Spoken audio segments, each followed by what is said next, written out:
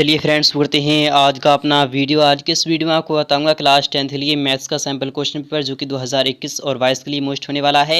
अगर आप 2021 और 22 के स्टूडेंट हैं तो इस वीडियो को ज़रूर देख लेना, क्योंकि आज के इस वीडियो में आपको बताऊंगा मैथ्स के ऐसे क्वेश्चंस जो कि सभी ऑब्जेक्टिव होंगे और आने वाले एग्जाम से रिलेटेड 2022 के लिए इंपॉर्टेंट होने वाले हैं। इसलिए इस वीडियो को अंत तक जरूर देख लेना। तो फ्रेंड्स पहला वाला क्वेश्चन आ चुका है आप सामने है कि यदि द्विघात समीकरण px = 2x² + 3x - 4 = 0 है कि शून्य अल्फा और बीटा हैं, तो अल्फा प्लस बीटा का मान क्या होगा। आप सभी को पता होगा जो अल्फा प्लस बीटा यानी कि शून्यकों का योग जो होता है वो होता है -b/a, यानी कि -b/a होता है इसका फॉर्मूला।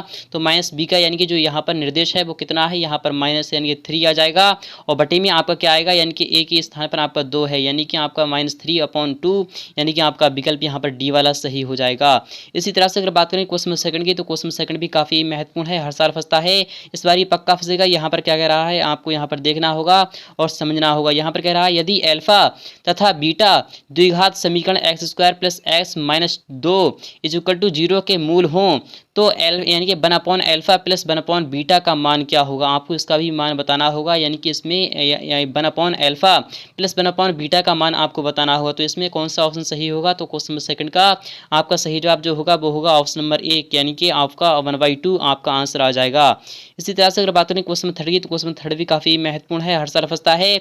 यहाँ पर कह रहा है यदि द्विघात यानी कि यदि किसी द्विघात समीकरण के विवेचक का मान 0 से बड़ा होने पर दोनों मूल होंगे, ऑप्शन ए वास्तविक और भिन्न, ऑप्शन बी वास्तविक और समान, ऑप्शन सी अवास्तविक और भिन्न, ऑप्शन नंबर डी अवास्तविक और समान। तो आपका तीसरे नंबर क्वेश्चन का जो सही जवाब होगा तो वो कौन सा होगा, तो क्वेश्चन थर्ड का आपका आंसर होगा ए वाला ऑप्शन, यानी कि वास्तविक और भिन्न आपका विकल्प यहाँ पर ए वाला सही हो जाएगा।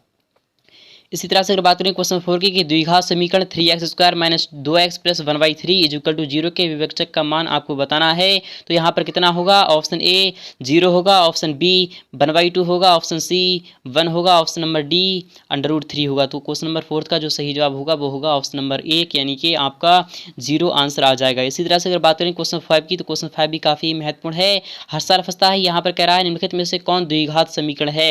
ऑप्शन ए 4x + 6 = 0, क्या यह द्विघात समीकरण है, नहीं, यह एक रैखिक समीकरण है। क्या option number B x² - bx + c = 0, क्या यह द्विघात समीकरण है। तो क्वेश्चन 5 का जो सही जवाब होगा वो होगा ऑप्शन नंबर बी, यानी कि ये द्विघात समीकरण होती है। नेक्स्ट क्वेश्चन है क्वेश्चन नंबर 6 भी काफी महत्वपूर्ण है कि द्विघात समीकरण x² + x - 1 = 0 के मूलों की प्रकृति कैसी होगी। तो इसमें आपको बताया जा रहा है वास्तविक और समान होगी, वास्तविक और समान होगी, या फिर समान होगी, या फिर वास्तविक नहीं होगी। तो आपका जो विकल्प होगा वो होगा आपका ऑप्शन नंबर ए, वास्तविक और असमान होगी, इसलिए आपका विकल्प यहाँ पर ए वाला सही हो जाएगा। नेक्स्ट क्वेश्चन है क्वेश्चन 7 भी काफी महत्वपूर्ण है, हर साल फंसता है। यहाँ पर क्या कह रहा है आपको यहाँ पर देखना होगा और समझना होगा निम्नलिखित में से कौन द्विघात समीकरण नहीं है। ऑप्शन ए x यानी कि x + 1 और x - 2 = 0, क्या यह द्विघात समीकरण नहीं है। या फिर 2x² - 7x = 0, क्या यह द्विघात समीकरण नहीं है। या फिर ये नहीं है x + 3yx = x², या फिर ये नहीं है x² - 9 = 0, क्या यह द्विघात समीकरण नहीं है। तो क्वेश्चन 7 का जो सही जवाब होगा तो वो होगा ऑप्शन नंबर सी, यानी कि x + 3yx = s², ये द्विघात समीकरण नहीं है, इसलिए आपका विकल्प यहाँ पर सी वाला सही हो जाएगा। क्वेश्चन नंबर 8 भी काफी महत्वपूर्ण है कि द्विघात समीकरण x² - 5x + 4 = 0 का विविक्तकरण निम्नलिखित में से कौन होगा। तो इसमें आपको विविक्तकरण निकालना है, यानी कि b² - 4ac होता है, तो b का स्क्वायर यानी कि 25 आपका यहाँ जाएगा -4ac, यानी कि -4ac, यानी 4 एकम 4 4 चौक 16, यानी कि आपका यहाँ पर आ जाएगा 9, यानी कि आपका विकल्प 9, यानी कि आपका विकल्प सी वाला यहाँ पर सही हो जाएगा। क्वेश्चन 9 भी काफ़ी महत्वपूर्ण है, यहाँ पर कह रहा है निम्नलिखित में से यानी कि निम्नलिखित में से 4 - 1/2 s² का शून्य कौन होगा। तो आपका विकल्प ए है 2√2 होगा, या फिर 2 होगा, या फिर 0 होगा, या फिर 4 होगा। तो आपका विकल्प यहाँ पर कौन सा आ जाएगा। तो क्वेश्चन 9 का जो सही जवाब होगा वो होगा ऑप्शन नंबर ए, यानी कि 2√2 आपका आंसर आ जाएगा। नेक्स्ट क्वेश्चन है क्वेश्चन 10 भी काफ़ी महत्वपूर्ण है, यहाँ पर कह रहा है निम्नलिखित वर्ग यानी निम्नांकित वर्ग समीकरण में से किस समीकरण का हल परिमेय संख्याओं के समुच्चय के रूप में होगा। Option A x² = 5, option B x² = 16/7, option number C x - 2 = 3 - 2x, option number D x + 1 x - 1 = 0। तो क्वेश्चन नंबर आपका 10 का जो सही जवाब होगा तो वो होगा ऑप्शन नंबर डी, यानी कि ये वाला आपका विविक्तकरण यानी कि समुच्चय के रूप में होगा, इसलिए आपका विकल्प यहाँ पर डी वाला सही हो जाएगा। क्वेश्चन 11 भी काफी महत्वपूर्ण है, यहाँ पर कह रहा है निम्नलिखित में से कौन समीकरण x प्लस 2 और 3x minus 1 is equal to 0 का हल समुच्चय है। तो option number A, option number B, option number C, option number D कौन सा सही होगा, आपको इसका जवाब कमेंट सेक्शन में बताना है। तो क्वेश्चन 11 का जो सही जवाब होगा वो होगा ऑप्शन नंबर बी, यानी डायरेक्टली आपको बता रहा हूँ। क्वेश्चन नंबर सेकंड का जो सही जवाब होगा यानी कि आपका ऑप्शन नंबर बी सही हो जाएगा। नेक्स्ट क्वेश्चन पर चलते हैं। क्वेश्चन नंबर आपका 12 भी काफ़ी महत्वपूर्ण है। अगर आपने अभी तक चैनल को सब्सक्राइब नहीं किया है तो चैनल को जरूर सब्सक्राइब कर लीजिए, साथ में आने वाली बेल आइकन को जरूर प्रेस कर दीजिए। तो फ्रेंड्स नेक्स्ट क्वेश्चन देखते हैं। क्वेश्चन 12 भी काफ़ी महत्वपूर्ण होने वाला है।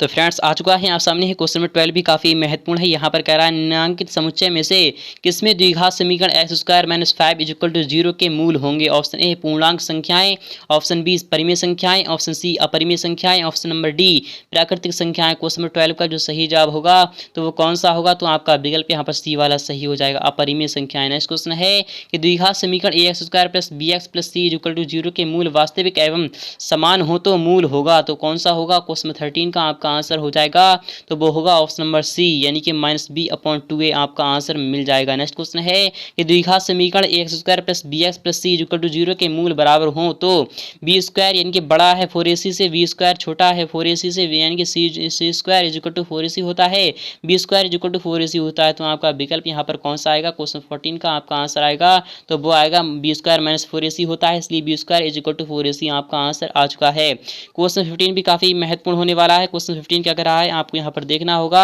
और समझना होगा। यदि द्विघात समीकरण A X square plus B X plus C equal to 0 के लिए बी स्क्वायर यानी कि छोटा है 4ac हो तो मूल होंगे वास्तविक और असमान, वास्तविक और समान, वास्तविक नहीं या फिर इनमें से कोई नहीं। क्वेश्चन 15 का आपका आंसर आएगा ऑप्शन नंबर डी, इनमें से कोई नहीं, यानी कि आपका विकल्प यहाँ पर डी वाला सही हो जाएगा। नेक्स्ट क्वेश्चन है क्वेश्चन 16 भी काफी महत्वपूर्ण है। यहाँ पर कह रहा है द्विघात समीकरण 3y 4x square minus 8x minus 3 equal to 0 के विभक्त कर डी का मान निम्नलिखित में से कौन होगा। तो क्या होता है बी स्क्वायर माइनस 4 ac होता है, इसलिए आपका 64 आ जाएगा। यहाँ पर माइनस 4ac होता है यानी कि माइनस 4ac यानी कि आपका यहाँ पर आ जाएगा, यानी 4 3 12, यानी कि 4 3 12 3 36 आपका जो आंसर आएगा वो कौन सा आएगा, यानी कि 36 आपका आंसर आएगा 36 का, यानी कि 9, यानी कि आपका 9 यानी कि यहाँ पर माइनस में हो जाएगा। तो आपका यहाँ पर आंसर कितना बच रहा है, यानी कि आपका आंसर जो बचेगा 55, यानी कि विकल्प ए वाला यहाँ पर सत्य हो जाएगा। नेक्स्ट क्वेश्चन है क्वेश्चन 17 भी काफी महत्वपूर्ण है कि वह द्विघात समीकरण जिसके मूल 3 माइनस 3 हो तो निम्नलिखित में से कौन सा होगा। X square minus 3 equal to 0 होगा, X square minus 9 is equal to 0 होगा, या फिर आपका जो विकल्प आएगा तो वो आएगा यहाँ पर ऑप्शन नंबर बी। यानी कि नेक्स्ट क्वेश्चन है क्वेश्चन 18 भी काफी महत्वपूर्ण है। दो लगातार धन एवं पूर्णांक इनके पूर्णांक संख्याओं का गुणनफल 72 है तो यदि छोटी संख्या x हो तो निम्नलिखित में से कौन समीकरण इस कथन को व्यक्त करेगा। तो आपका विकल्प यहाँ पर कौन सा आ जाएगा, तो आपको मैं बता रहा हूँ आपका जो विकल्प होगा यहाँ पर तो वो होगा ऑप्शन नंबर आपका 18 का जो सही जवाब होगा वो होगा आपका बी वाला, यानी कि x plus 1 x is equal to 72 आपका आंसर आ जाएगा। नेक्स्ट क्वेश्चन है यदि a और b यहाँ पर कह रहा है समीकरण ax यानी कि X square minus ax plus B equal to 0 के मूल हैं तब 19 क्वेश्चन 19 क्या कह रहा है, तो ऑप्शन नंबर डी, यानी कि इनमें से कोई नहीं आपका आंसर आएगा। नेक्स्ट क्वेश्चन है क्वेश्चन 20 भी काफी महत्वपूर्ण है कि एक ही जिस मान के लिए समीकरण X square plus 4x plus a equal to 0 के मूल वास्तविक और भिन्न होंगे तो वह कौन सा होगा। क्वेश्चन 20 का आपका आंसर आएगा बी वाला ऑप्शन, यानी कि माइनस बी अपॉन ए आपका आंसर है।